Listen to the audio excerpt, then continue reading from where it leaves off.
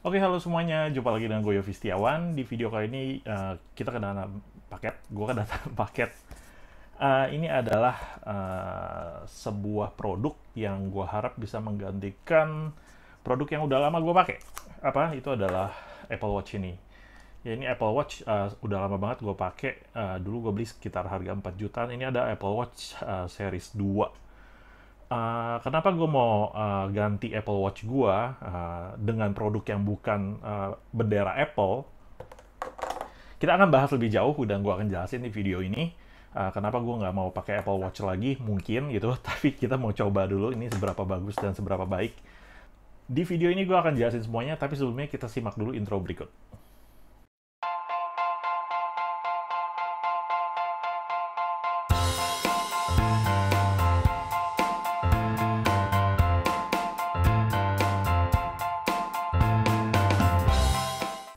Oke, jadi ini ada Apple Watch yang gue udah beli dan gue udah pakai beberapa tahun lalu. Tapi kenapa gue nggak mau pakai ini lagi? Karena gue ada kendala dengan masalah baterainya. Nah, ini ada replacement yang gue harap bisa menggantikan Apple Watch ini.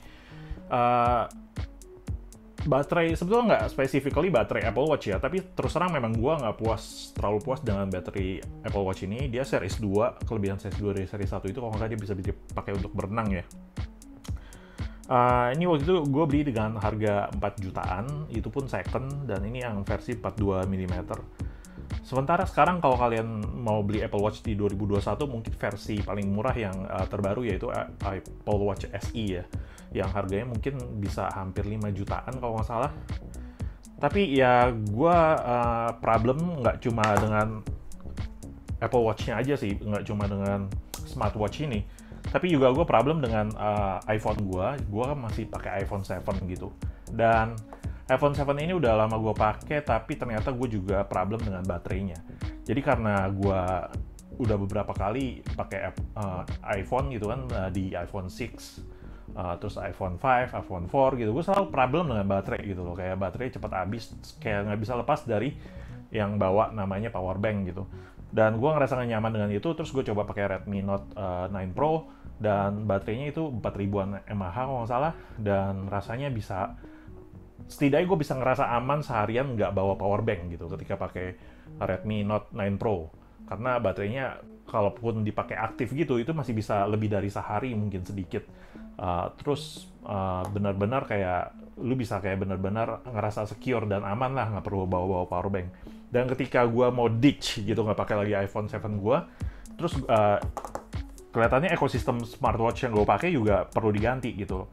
Karena Apple Watch ini nggak support untuk dipakai di Android device, dan itu artinya otomatis gue harus keluar dari ekosistemnya Apple.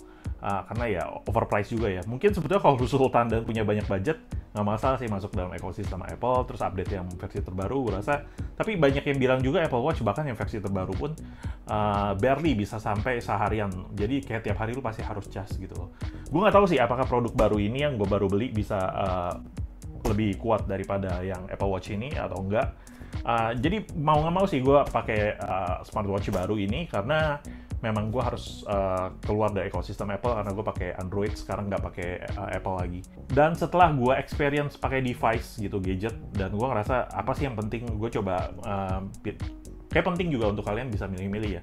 Ketika kalian milih sebuah gadget, itu apa yang penting sih buat kalian. Dan buat gue yang penting bukan fitur yang terlalu banyak atau bagaimana, bukan juga mungkin kamera yang the best atau gimana gitu. Tapi gue lebih prefer yang baterainya mungkin bisa survive cukup panjang gitu loh. Dan Apple Watch ini nggak cukup bisa mumpuni untuk hal itu. Meskipun secara kualitas pastinya sih gue harus akui ini bagus gitu. Tapi baterainya memang cepet drain banget.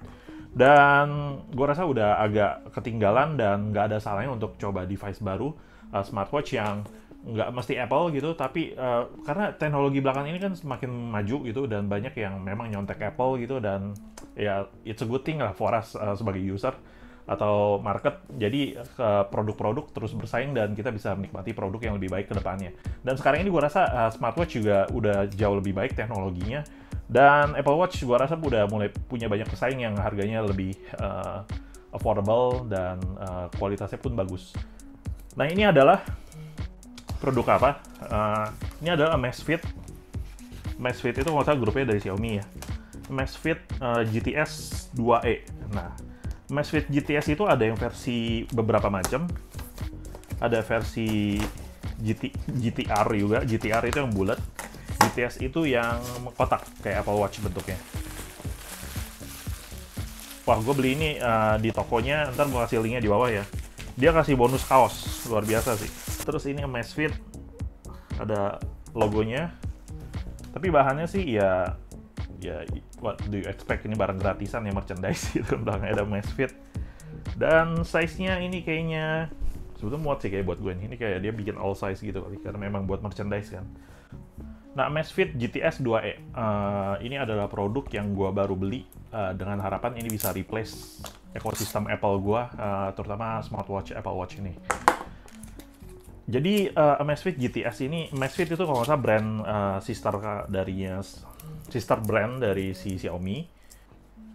Ini kayaknya dapet ini ya, screen protector ya. Jadi ini Amazfit GTS 2e. Amazfit punya sister company-nya si Xiaomi kalau nggak salah ya. Kalau salah tolong komen di bawah. Ini harganya gue dapat di 1,75 atau 1.750.000. Dengan harapan ya ini bisa jadi replacement dari Apple Watch gue. Dan Amazfit GTS 2e ini adalah versi terbaru mungkin dari brand Amazfit. Karena sebelumnya ada GTS 2 dan ada juga GTS 1 gitu kan, GTS doang gitu. Dan ada GTS 2 mini. Ya, itu ada GTS 2 mini. Yang 2 mini itu versinya mungkin lebih kecil aja dan kesannya mungkin sedikit lebih murah karena ada sedikit beda desain, tapi bentuknya kotak juga. Sementara yang GTS 1 tentunya versi lama ya, yang mungkin keluarnya tahun lalu, sementara ini kayak beberapa bulan lalu. GTS 2e ini versi pembaruan dari GTS 2. Karena ketika GTS 2 diluncurin, sebetulnya produknya bagus, lebih baik, menawarkan lebih banyak fitur daripada GTS 1. Tapi kelihatannya banyak yang komplain dengan battery life-nya gitu loh. Jadi GTS 1 itu bisa bertahan bahkan lebih lama daripada GTS 2. Kelihatannya sih karena gue perhatiin dari review-review orang, itu karena faktor dari kebanyakan fitur gitu. Misalnya mungkin bisa connect wifi kah, bisa speaker, bisa ada mic-nya gitu buat lo telepon dan sebagainya gitu. Itu faktor-faktor yang memang sih kayak lu dapat sesuatu tapi ada sesuatu yang lu korbanin gitu. Dan kelihatannya Amazfit sadar bahwa GTS 2 itu ada problem di situ, jadi dia rilis GTS 2e ini, 2e dengan mengurangi fitur seperti mic dan baterainya sedikit lebih gede gitu, 260 mAh kalau nggak salah ya. Dan pastinya smartwatch yang baru belakangan ini itu kayaknya udah ada fitur standar, itu blood oxygen saturation measurement. Ini buat cek blood oksigen kalian di tubuh, kadar oksigen di darah kalian. Karena faktor COVID belakangan ini sehingga kelihatannya banyak orang yang merasa perlu pakai ini. Mungkin memang nggak bisa akurat banget, nggak bisa jadi acuan medis kalian, tapi setidaknya kalian ada gambaran gitu loh, kadar blood oxygen kalian untuk faktor kesehatan. Karena biasa smartwatch itu banyak yang pakai karena pertimbangan kesehatan juga. Jadi misal buat ukur heart rate gitu. Nah di sini juga ada, biasanya itu basic lah. Smartwatch pasti harus bisa ukur heart rate. Sleep quality monitoring, gue biasa nggak pakai Apple Watch, gue pakai kalau tidur itu malas lah ada sesuatu yang nempel-nempel di tangan. Itu nggak terlalu gue pakai. Nah apa sih kelebihannya 2e ini dibandingin 2? Sebetulnya secara fitur dia lebih kurang daripada versi 2 dan dia kalau di versi 2 Amazfit GTS 2 itu dia 3D display-nya ya, maksudnya AMOLED-nya itu 3D, sementara ini cuma 2,5D atau apa gitu. Dan gue rasa itu doang sih, tapi karena dia fiturnya kurang dari sisi yang tadi mic gitu, dan versi ini juga nggak ada bisa terima call gitu kan, nggak ada speakernya. Di samping itu kayaknya semuanya sama aja, dan jadi ya karena kekurangan fitur itu justru menjadikan dia battery life-nya bisa tahan 2 kali lebih lama katanya daripada GTS yang 2 gitu loh. 2 ini jadi ya harganya lebih murah juga, GTS 2 itu harganya sekitar 2,2-an, sementara ini cuma 1,7-an gitu loh. Oke. Kita buka packagingnya.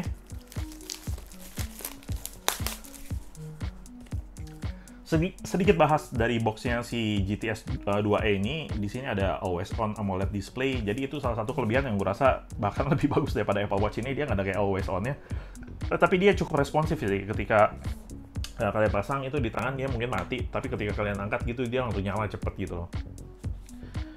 Tapi meskipun dengan dia nggak ada always on pun, baterainya juga tetapnya nggak stay lama gitu. Dan sementara di GTS 2 ini dia ada fitur always on AMOLED gitu. Jadi di fitur always on ini kalian bisa kayak ada preview yang kasih lihat setidaknya simple ya, angka jamnya doang gitu.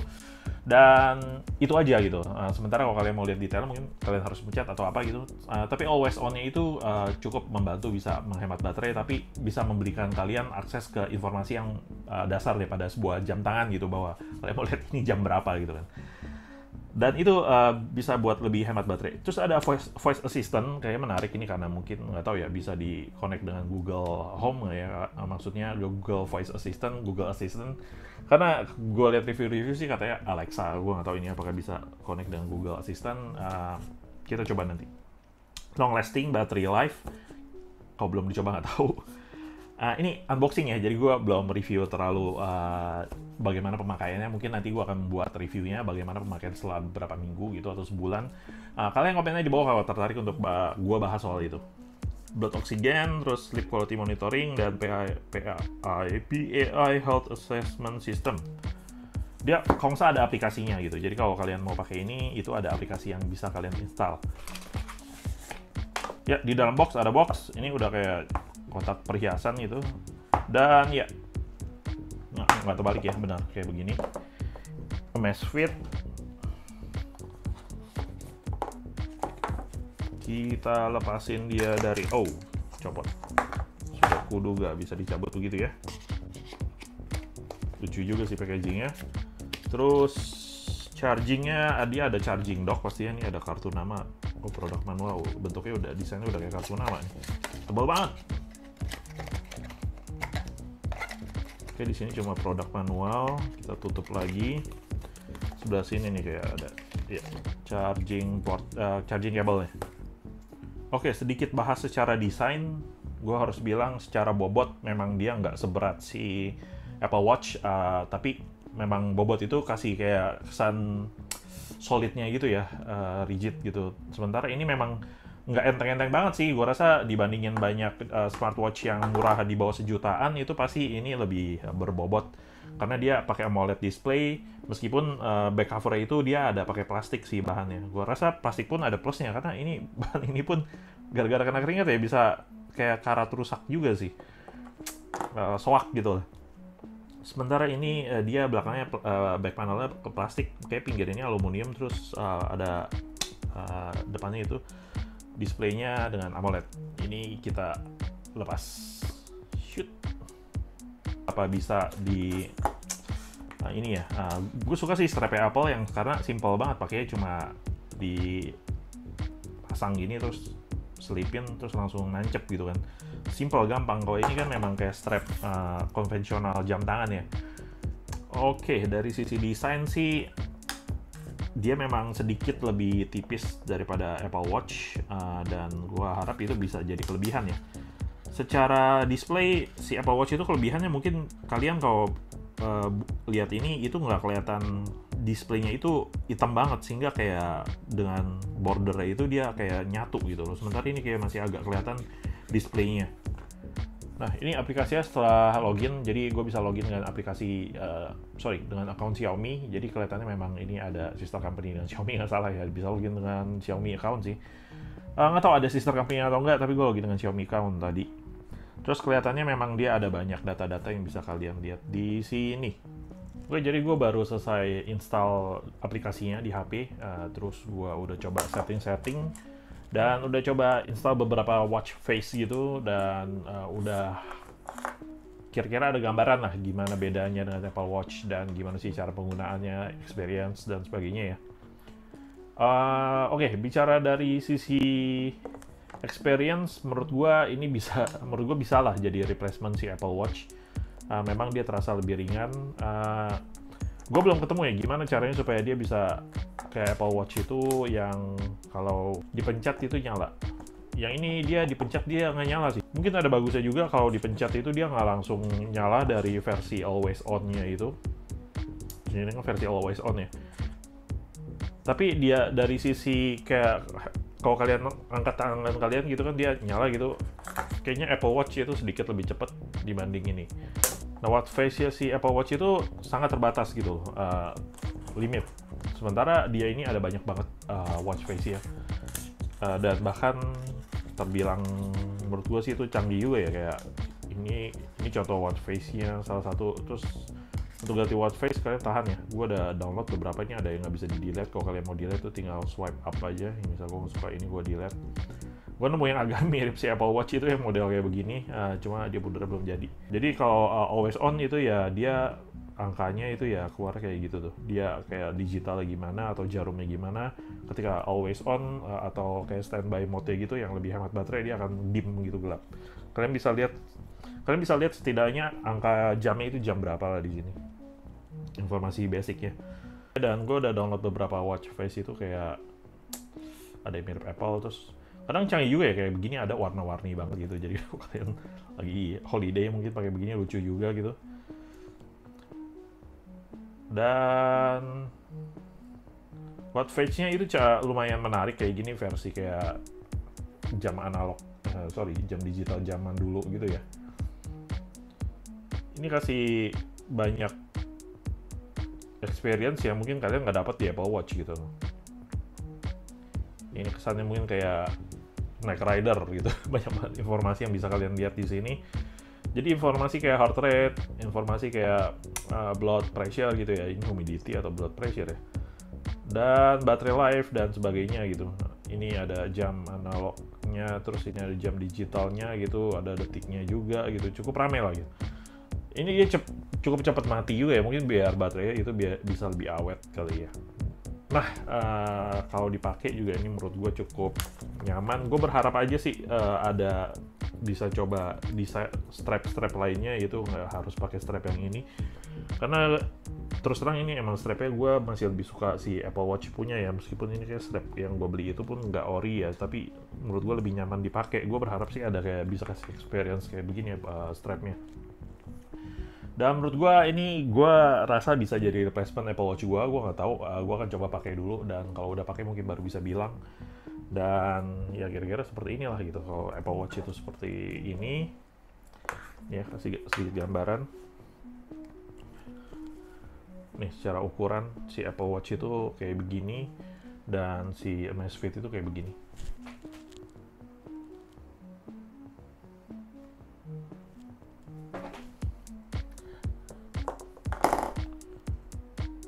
Menarik sih, jadi dia karena watch face-nya banyak, jadi memang kasih pengalaman berbeda gitu, experience berbeda. Terus sebelah kiri ini ada kayak fitur-fiturnya gitu, informasi. Terus di sebelah sini ada banyak ya ini informasi-informasi lainnya buat player, lagu.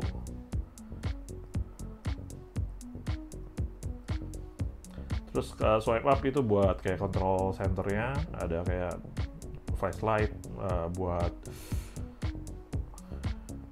tether mode gitu kan, dan lock screen gitu bisa, don't disturb.